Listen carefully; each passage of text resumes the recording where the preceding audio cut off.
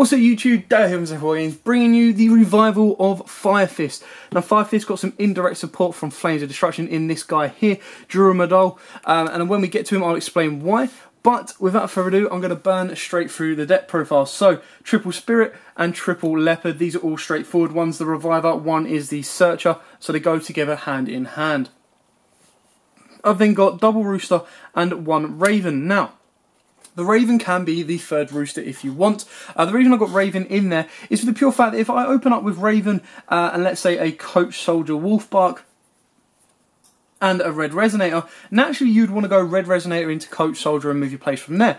But in this scenario with Raven in hand, I would go Red Resonator into Raven, link Red Resonator and Raven into Doolittle Chimera, then use Raven's effect. Because it's gone from the field to the graveyard, I get to set a fire formation spell card directly from my deck. So straight away I can go into a Tensu or a Tenki. Ideally you'll go for a Tensu to then get the additional normal summon of your Coach Soldier Wolfbark.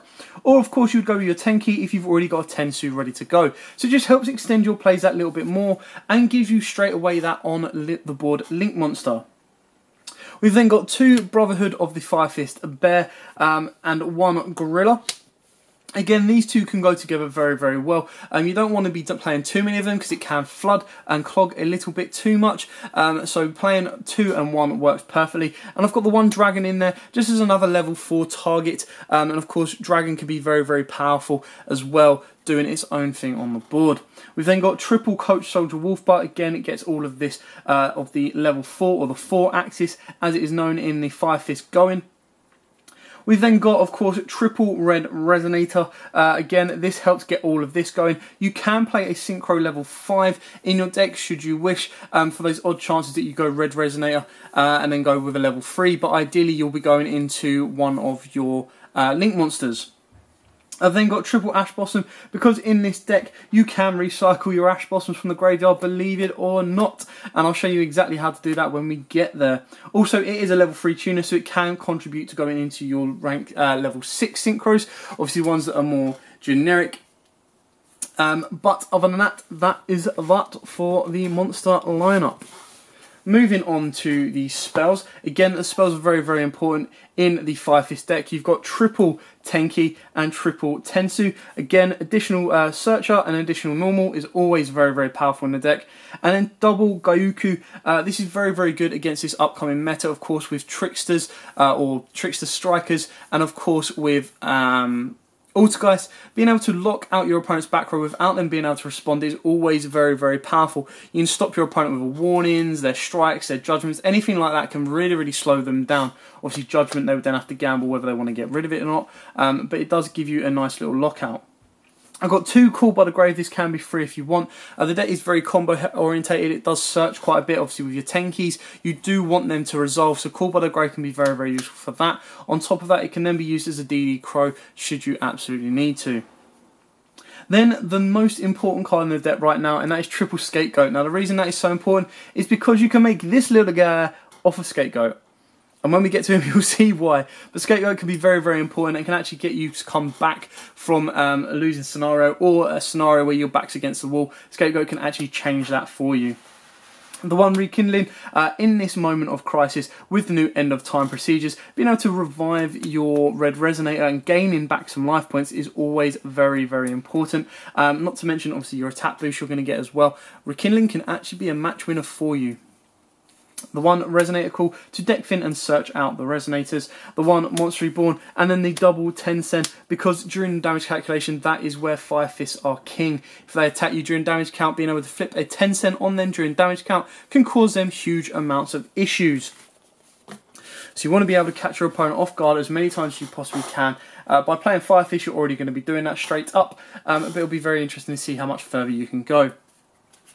Now on to the extra deck. We're going to start off with the XYZs, and we're going to start off with the Brotherhood of the Fire Fist Tiger King. You know, you can't play a Fire Fist deck without playing this guy. You've got the one Tornado Dragon, the one number 41 Baguska, and the one Brotherhood of the Fire Fist Lion Emperor. This is the card that helps you revive your Ash Blossoms. So, once per turn, detach one XYZ from this card, then target one fire monster in your graveyard, add that target to your hand. But you cannot normal summon or special summon that monster or monsters with the same name for the rest of the turn. Who cares? Ash your opponent, bring that Ash back, ash them again, bring that ash back. You know, it's not the only reason why he's here. He can be very, very useful, but that's just a nice little gimmick that he can actually do. So that's always going to be very, very fun to kind of pull off on your opponent. So a massive shout out to Twiz YouTube channel. I did watch his video, hence where I got that from. So shout out to him for, you know, talking about reviving Ash Blossom or recycling Ash Blossom. Then onto the links, we'll go for the link 2s. We've got the Doolittle Chimera, we've got the Nightmare Goblin because you want that additional normal. You've got the Proxy Dragon, that can easily be taken out for another card of your choosing. Choice and choosing. A bit of a mixture there. Underclock Taker, and then the brand new card, Firefighting Duromedal, we play at 2. This card is very, very cool. So it requires 2 Beast, Beast Warrior, and or Winged Beast monsters, so it fits in perfectly with the deck, and which is why you can use the tokens.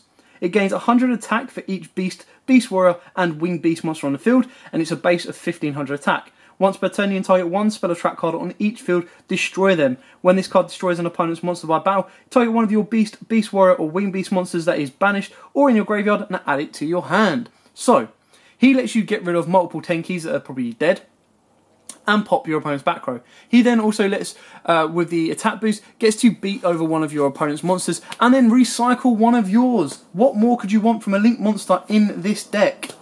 Finishing off the links, we've got the 1 Deco Talker. This can easily be a topological Trispania if you wish, and the 1 Borrowload. Borrowload, in my opinion, is the better Link 4 choice in this deck because it only requires 3 effect monsters. So, straight off of your Scapegoat, you can go into this guy, make another one of this guy if you wanted to, so you've got 2. Normal summon a monster, special summon a monster, however, and then link some of these guys away to get into your Borrowload Dragon. Borrowload is more consistent and its effect is easier to pull off with 3 rather than Saruja, who to get the maximum account out of your Saruja you want to be playing 4 or getting 4 monsters with different names. Then for the Synchros, we've got the 2 Fire Fist Prince, and then of course the 1 Vulcan. Vulcan is your second turn choice, and Prince is your first turn choice going into your rank 6s. Obviously Fire Prince helps you extend your board a little bit more with Rooster, and then of course you link it away if you need to, or you've just got a bit of power plays to move around. So that is it for the updated Fire Fist deck profile. You know, I really, really enjoy Fire Fist. It's a shame the way they've kind of been left in the lurch. They did have their time to shine a good few years back. Doesn't mean they can't be played again, and trust me, I'm always looking for that deck that might catch opponents off guard, and you know, it's always going to be fun and entertaining to play. Sometimes the game gets a little bit dry, you go back to these old decks like this and it just becomes fun again. But for now, I hope this has helped. I hope this has given an idea for your own Fire Fist build. Whether you want to go just 3-axis, 4-axis, or mixture of the pair, by all means give that a go.